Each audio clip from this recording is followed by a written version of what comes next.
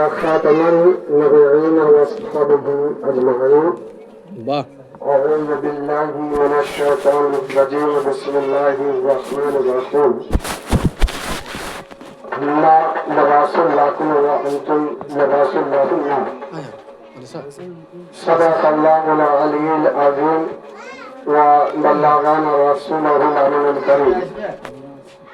ونحن على ذلك لمن الشاهدين والشاكرين والحمد لله رب العالمين. कुछ बयान से कबल एक बार अकीदत और मोहब्बत के साथ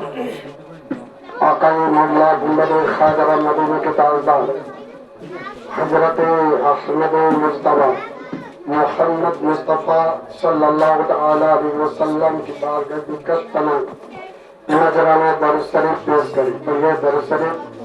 अल्लाहुम्मा सल्ली अला सय्यदना व सफीना व मौलाना मुहम्मद व बारिक सल्लल्लाहु अलैहि सलात व सलाम अलैका या रसूल अल्लाह या हबीब अल्लाह सल्लल्लाहु अलैहि वसल्लम। मोहतरम हजरात, আমি আপনাদের সামনে কিছুক্ষণের মতো আমাদের পুরুলিয়ার ভাষা বাংলা ভাষাতে নিকাহ এবং বেটি কি জিনিস সেই বিষয়ে আমি কিছুক্ষণের মতো আপনাদের সামনে কথা করব। তারপর আমার সামনে যে শায়ের ইসলাম হযরত মৌলানা গোলাম খাজা সাহেব নাতিয়া কালাম পেশ করবেন এবং খাস মুতাব্বিক খতিব ইমাম কদিম মহল্লা নূরে মসজিদ হাফিজ ও কারি আলহাজ আব্দুল কুদ্দুস সাহেব আসবেন এবং উনি আপনাদের সামনে কিছু বয়ান করবেন। তাই আপনাদের সামনে আমি কিছুক্ষণের মতো বলার আগে আপনারাকে অনুরোধ করি যে আপনারা মন দিয়ে কিছুক্ষণ শুনুন। আমি যে কথা বললাম যে নিকাহ এবং বেটির বিষয়ে কিছু কথা বলছি। আপনারা জানেন যে বাড়িতে এই প্রোগ্রাম সাজানো হয়েছে। এটা কিন্তু এই বাড়িতে এক নিকাহ প্রোগ্রাম আহম সুন্নাত আদায় করার জন্য এই প্রোগ্রাম সাজানো রচানো হয়েছে। এক বেটি তার নিকাহ হবার আগে বাড়ির লোকজনেরা চিন্তা করেন যে শুভ কাম হবার আগে যে জায়গাতে আহম সুন্নাত আদায় করা হবে সেই জায়গাকে প্রথমে এক নেক পাক উদ্দেশ্য নিয়ে আল্লাহর রসুলের বাড়িতে জিকির করাবো। এবং আমরা শুনেছি যে আল্লাহর নবীর ফরমান যে জায়গাতে আল্লাহর রসুলের জিকির হয় সেই জায়গাতে আল্লাহর রহমতের বারিশ। আর যে জায়গাতে আল্লাহর রহমতের বারিশ হবে ইয়াকিনান সেই জায়গা পাক সাফ এবং কোন দুনিয়াবি যদি বালা মুসিবত থাকে সেটা কিন্তু আল্লাহর রহমতের বারিশের জন্য সে বালা মুসিবত কেটে যায়। সেই উদ্দেশ্য নিয়ে এই প্রোগ্রামকে সাজানো হয়েছে। আজকে নিকার ব্যাপারে আমি আপনাদেরকে বলতে চাই যে এই নিকা আহম সুন্নাত যে শুরু হয়, আপনারা এটাও খুব ভালোভাবে জানেন যে এক জামানা ছিল, এক দিন ছিল যে আল্লাহ নবী যখন দুনিয়ার মধ্যে ধরতের মধ্যে আসেননি, তার আগে কারো বাড়িতে মেয়ে যদি জন্ম নিত, বেটি যদি জন্ম নিত, তাকে জিন্দা দফনানো এবং কাহারো স্বামী যদি মারা যেত, কাহারো স্বামী যদি মারা যেত, সেই চিতাতে জ্বালাবার পর, চিতাতে জ্বালাবার পর, সেই আগুনের ভাটিতে জ্বালাবার পর তার স্ত্রীকে ওই তার লাশ যেখানে জ্বালানো হয় স্বামী, সেই লাশের কাছে তার স্ত্রীকে জ্বালিয়ে দেওয়া। কারণ যে স্বামী মারা গেছে, স্ত্রীর বাঁচার কোনো হক নেই। স্বামী মারা গেছে, স্ত্রী দুনিয়াতে থাকবে কি জন্য? স্বামী মারা গেছে, সেই জন্য তাকে স্বামীর যে আছে চিতাতে যখন জ্বালানো হয়, কিছু ধর্মের মধ্যে বলতেন যে এটা সতী সাবিত্রী হয়, তাকে এখান থেকে পাপের দুনিয়া থেকে একসঙ্গে বিদায় করে দেয়। আমার বলার মানে হচ্ছে আল্লাহ নবী যখন এলেন, আল্লাহ নবী এসে উনি প্রথমে এই দুটো জিনিসকে আল্লাহ নবী এলান করলেন যে কাহারো স্বামী যদি মারা যায়, তার স্ত্রীর বাঁচার অধিকার আছে, তার স্ত্রী দুনিয়াতে তার থাকার দরকার আছে। এবং বেটি যদি কাহার বাড়িতে জন্ম নেই, তো সেই বেটিকে জিন্দা দফনানো যাবে না, কারণ তাকে জীবিত থাকা তার জন্য একান্ত দরকার আছে। দেখবেন কোন জিনিস বলা এবং আমল করা এর মধ্যে আসমান জমিন তফাৎ। এমন আলিমের দিন বয়ান করেন জরুর, কিন্তু দেখবেন আওয়াম যে আছে ওটাকে আমল করেন। আল্লাহ নবী তেমনি ভাবে বললেন, বলার পরে আমল করার জন্য যে ব্যক্তি আল্লাহ নবীর উপরে ঈমান রেখেছেন তাদের জন্য এক গাইডলাইন, এক গার্ড করলেন। আল্লাহ নবী বললেন যে দেখো, মেয়েকে জিন্দা দফনাবো, যদি বেটি জন্ম নেই সে বাড়িতে তাকে জিন্দা দফনাবি না। কারণ এই জন্য আল্লাহ নবী বলেন যে বাড়িতে বেটি জন্ম নেবে, সেই বাড়িতে আল্লাহ বরকত নাযিল। যে বাড়িতে বেটি জন্ম নেবে সেই বাড়িতে আল্লাহর রহমত নাযিল হবে। যে বাড়িতে বেটি জন্ম নেবে সেই বাড়িতে ওই বেটির সদকাতে সুন্নত তরিকাতে যখন নিকাহ দেওয়া হয়, আল্লাহ নবী বলছেন যে ওই বেটির নিকাহ হওয়া মাত্রই, যেমন আমাদের হাফিজ ও কারি আব্দুল কুদ্দুস সাহেব হজ করতে গেলেন, ওখানে যত সওয়াব পাওয়া গেল, আল্লাহ নবী বলছেন যে এক বেটি যখন সুন্নত তরিকায় নিকাহ হবে, নিকাহ দেনে ওয়ালা মা বাপ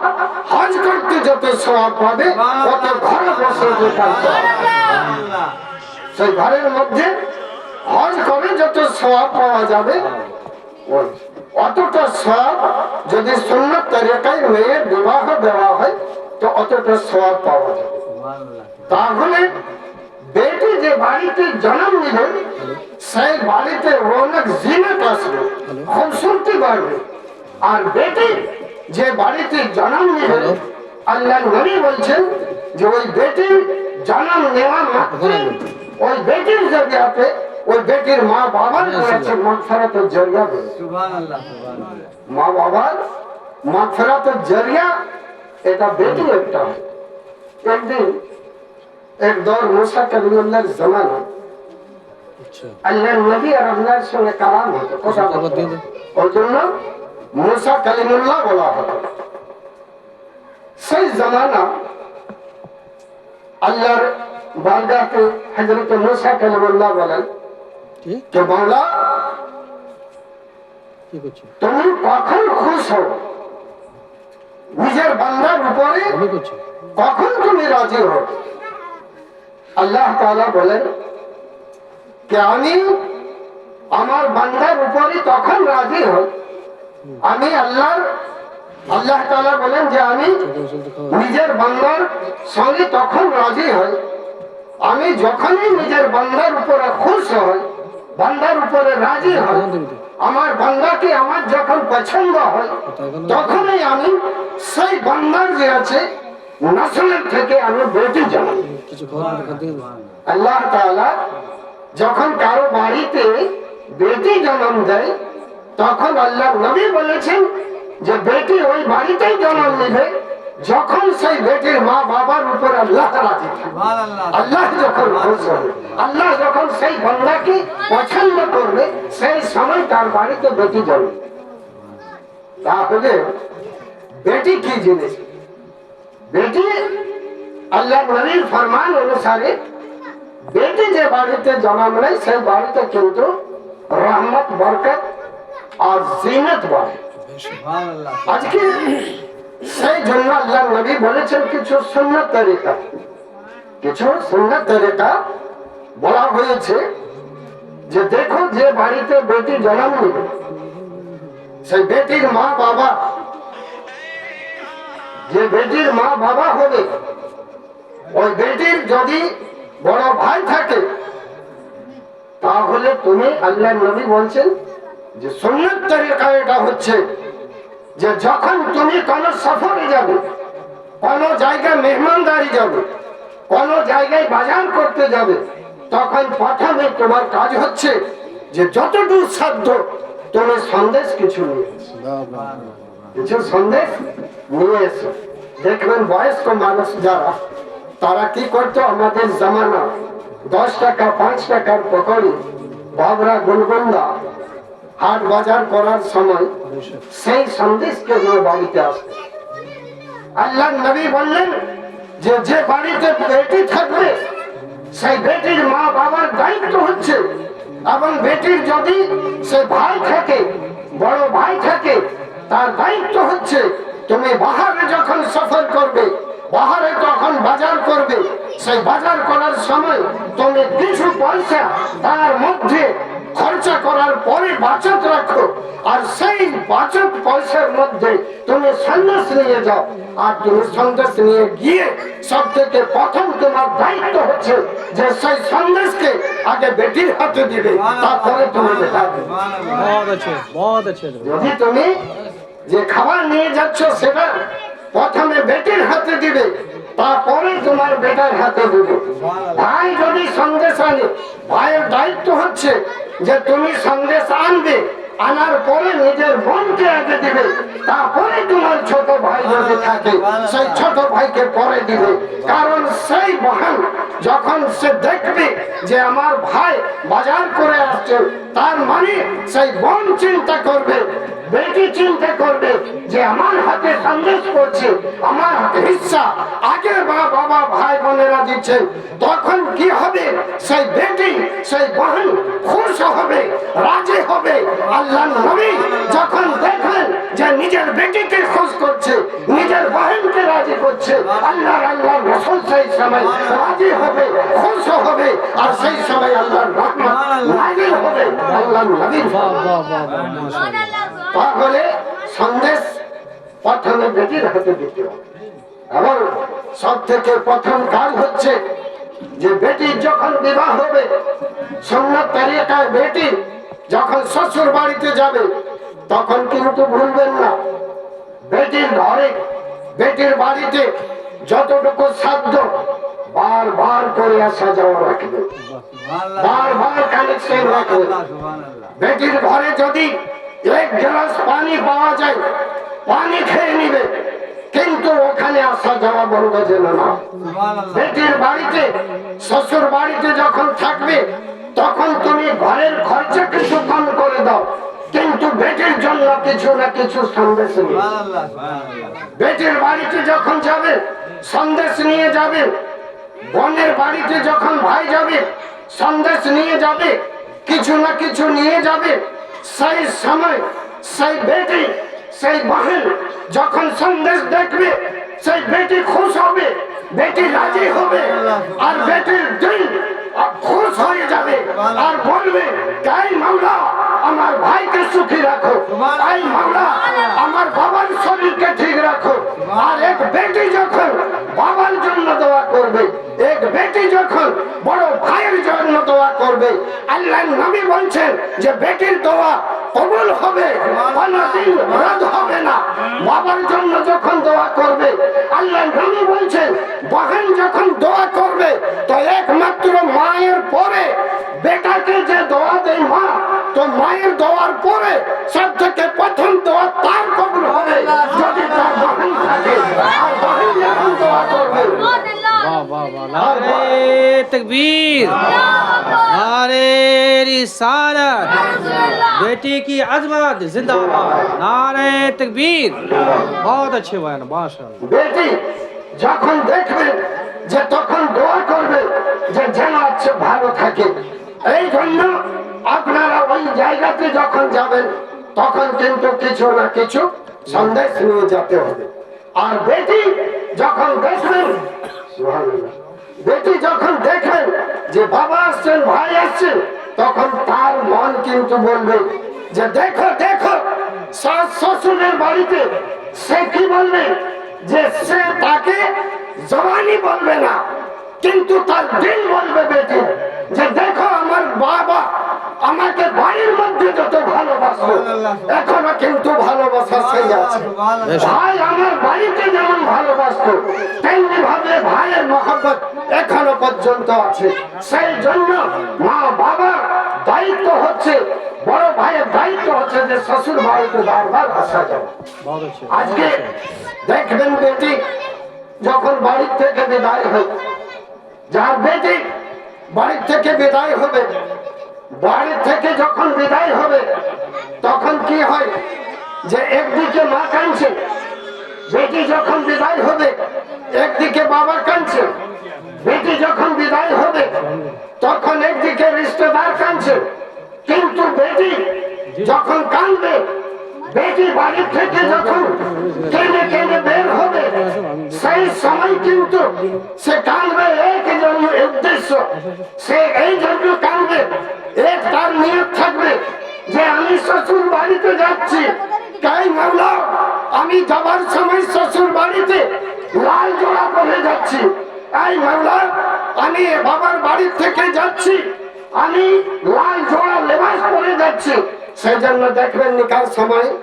মৌলানা সাহেব কে লাল জোড়া দেওয়া হয়, লাল জোড়া বেশি পরে যায়, কারণ সেই বেটি বলবে নিজের দিনের থেকে দোয়া করবে তাই মাওলা আমি বাবার বাড়ি থেকে বিদায় হচ্ছি এই লাল জোড়া পরে যাচ্ছি, মাওলা যদি দরকার পড়ে তো সেই শ্বশুর বাড়ি থেকে আমি সাদা লেবাস পরে আমি কবরস্থানে যাব, কিন্তু আমি তোমার বাবার জন্য কোনদিন রসুয়া, মা বাবার কোনো জানা আয়ের, মা বাবার কোনো শিকওয়া শিকায়ত থাকে না, কারণ মা বাবা যখন বিদায় করবে বিদায় করার সময় সে একজনের হাতে পাকে মাহফিলের মধ্যে যখন কারো হাতে দিয়ে দিবে সেই হাত কিন্তু মানবী হাত নয়, যে হাতে তুলে দিবে বেটিকে সেই হাত কিন্তু এইরকম আওয়াম মজলিসের মধ্যে আমার মানবী নয়, সেই সময় সেই হবে দুলহা, সেই সময় মজলিসের সেই হবে রাজা, আর সেই সময় মুসলমান মমিন মর্দ গাওয়া থাকবে, আর গাওয়া থাকার পরে সেই তার হাতে তুলে দিবে, আর যখন সেই তার হাতে তুলে দিবে, তুলে দেওয়ার পরে যখন তার হাতে দিয়ে দিবে তখন কিন্তু সে কি করবে, সে কবুল করবে যে আমি কবুল করছি যে আমি তাকে নিজের আহলিয়া নিজের মিস্ত্রি মেনে নিলাম, আমি তার জন্য ঘর দিব, আমি তার জন্য নিবাস দিব, আমি তার জন্য খাবার দিব, সব কিছু এই জন্য সেই ওয়াদা করে, এই জন্য সুন্নাত তরিকায় মুসলমান মুমিনের নিকাহ হয় যে আল্লাহর নবীর ওই সুন্নাত ওই মহব্বত আল্লাহর নবী যে মহব্বতের জন্য সেই আল্লাহর নবীর মহব্বত আয়েশা সিদ্দিকার সুন্নাত খাদিজাতুল কুবরার সুন্নাত বেটি আদায় করার চেষ্টা করে যে যেমন আমার প্রিয় নবীর নিকাহ হলো তার জন্য স্বামীর জন্য জান ও মাল বেটি কুরবান করে দেয় স্ত্রী সেই স্বামীর জন্য এলান করে দেয় যে সেই হচ্ছে আমার মাথার তাজ সেই মাথার তাজ যখন স্বামী হবে তো আমি স্বামীকে নারাজ করবো না আল্লাহ নবী বলেছেন যে নিজের স্বামীকে কোনোদিন নারাজ করা যাবে না আল্লাহ নবী বলেছেন যে স্ত্রীকে তুমি যখন মজলিসে নিকাহ করছো সব ওয়াদা করছো তখন তোমার দায়িত্ব হচ্ছে যে তাকে নিজের বাড়িতে গিয়ে নিয়ে যাও আর নিয়ে যাওয়ার পরে যেমন শুকনো বাঁশ তাকে যদি কোনো রকম মুড়ে দাও দেখবে যেখান সেখান টুটে যাবে কিন্তু এমন ভাবে সেই কাঁচা বাঁশকে যেমন নোয়াবে যেমন ভাবে তেমনি ভাবে তার নকশা হবে তেমনি ভাবে নিজের স্ত্রীকে নিয়ে যাওয়ার পরে আপনার দায়িত্ব হচ্ছে সেই কাঁচা বাঁশের মতো আহিস্তা আহিস্তা করে তাকে नारे तकबीर नारे रिसालत ইয়া রাসূলুল্লাহ वलमाए अहले सुन्नत জিন্দাবাদ फायदे अहले सुन्नत नारे तकबीर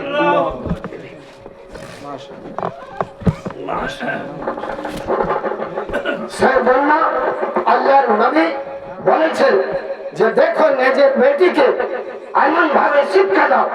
দিনী তালিম তার মধ্যে দাও যে বেটি যখন যাবে শ্বশুর বাড়িতে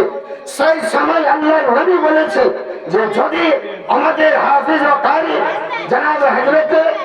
আল্লাহ আব্দুল কুদ্দুস সাহেব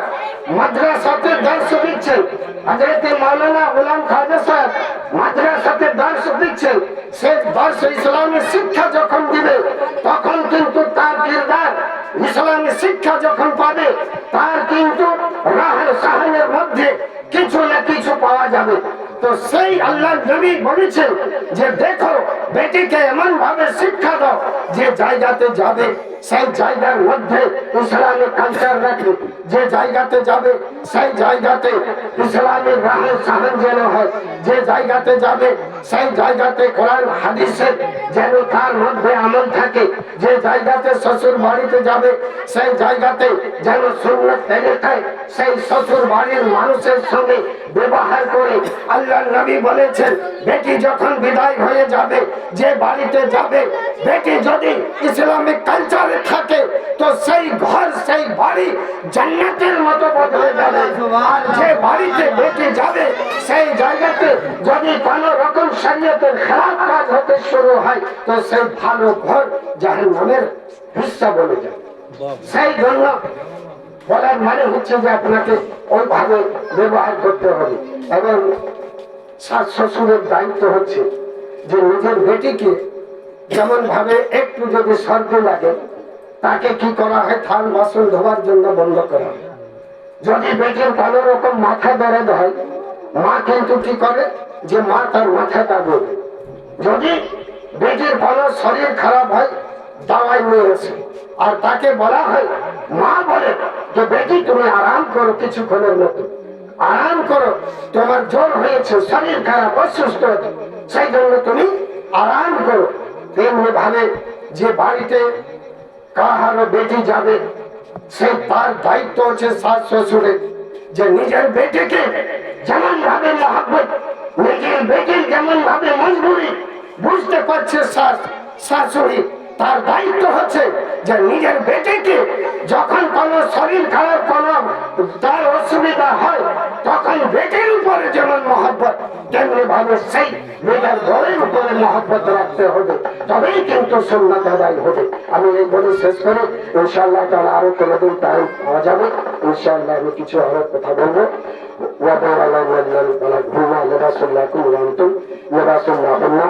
কি এক নিকার বিষয় হয়েছে তার জন্য এই প্রোগ্রাম সাজানো হয়েছে এরপরে জনাব হাফিজ কারি হযরতে আল্লাহ খাদিজা মোহাম্মদ কুদ্দুস সাহেব বয়ান করার আগে আমি চাইব যে আমাদের হযরতে মাওলানা গোলাম খাজা সাহেব উনি আসবেন আর কিছু নাতিয়া কালাম পেশ করবেন এবং আমার দিক থেকে দরখাস্ত আছে